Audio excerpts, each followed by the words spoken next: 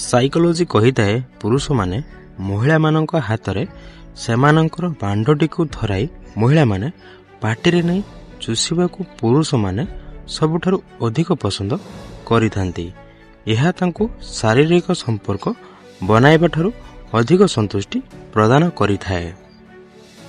Psychology କହିଥାଏ ଯେଉଁ ପୁରୁଷ ଶାରୀରିକ ସମ୍ପର୍କ ବନାଇବା ସମୟରେ ସ୍ତ୍ରୀଙ୍କ ପୂର୍ବରୁ ବାଣ୍ଡରୁ ପାଣି ବାହାରି ଯାଇଥାଏ ତେବେ ସେମାନେ ସ୍ତ୍ରୀଙ୍କ ନଜରରେ ତଳକୁ ଖସି ଯାଇଥାନ୍ତି। କିନ୍ତୁ ସ୍ୱଚ୍ଛ ପ୍ରେମ କରୁଥିବା ସ୍ତ୍ରୀ ଏହିସବୁକୁ ଧ୍ୟାନ ଦେଇନଥାନ୍ତି ଓ ତାଙ୍କୁ ସମ୍ମାନ ଭରା ନଜରରେ ଦେଖିଥାନ୍ତି। ସାଇକୋଲୋଜି କହିଥାଏ ଏକ ରିସର୍ଚ୍ଚ ଅନୁସାରେ ଶାରୀରିକ ସମ୍ପର୍କ ବନାଇବା ସମୟରେ ମହିଳାଙ୍କ ତୁଳନାରେ ପୁରୁଷଙ୍କ ଶରୀରରୁ ସବୁଠାରୁ ଅଧିକ ଝାଳ ବାହାରିଥାଏ। सभी दोस्तों को मेरा नमस्कार। मुझे उम्मीद है कि आपको मेरा वीडियो बहुत पसंद आएगा। अगर पसंद आए तो कृपया गिफ्ट या थैंक्स के माध्यम से कुछ भेजें।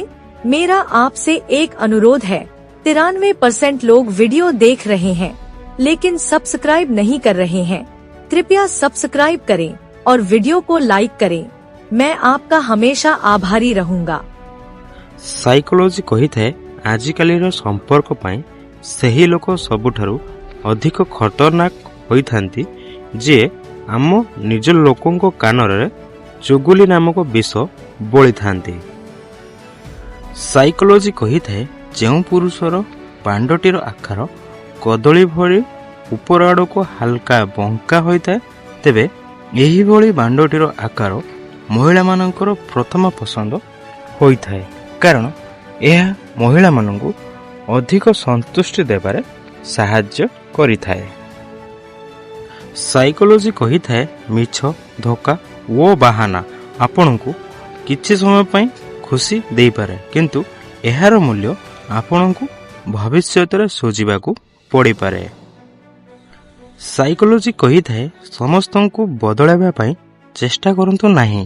ଯିଏ ଖରାପ ଅଟନ୍ତି ତାଙ୍କୁ ଖରାପ ହୋଇ ରହିବାକୁ ଦିଅନ୍ତୁ, ବାସ୍ ନିଜକୁ ତାଙ୍କଠାରୁ ଅଲଗା କରିଦିଅନ୍ତୁ। ସାଇକୋଲୋଜି କହିଥାଏ ମଣିଷ ଜୀବନ ବନାଇବା ଚକ୍କରରେ ଜୀବନ ଜୀଇବା ଭୁଲି ଯାଇଥାଏ।